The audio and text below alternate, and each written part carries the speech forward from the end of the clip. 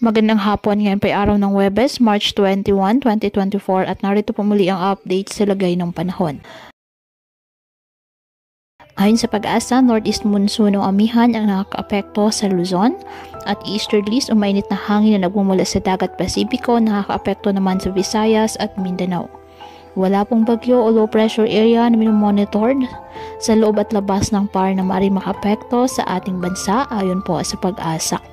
Ngayong araw dahil sa easterlies, ang Caraga, Davao Oriental at Davao de Oro, asahan na maulap na kalangitan na may kalat-kalat na pag-ulan at thunderstorms.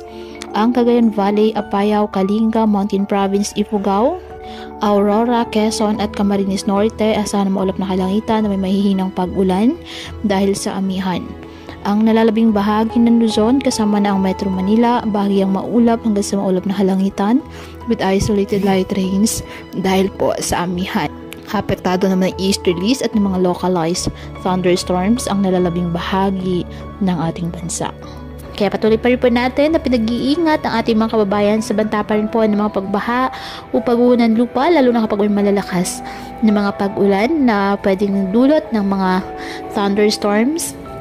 At ugaliin po na magdala palagi ng payong o kahit anumang pananggas sa ulan o di kayo nang po ay sa init ng araw kapag lalabas ng ating mga tahanan. At yan po muna ang update sa lagay ng panahon ngayong araw. Muli patuloy po tayo na mag-ingat at palaging tandaan, God loves you. Stay safe and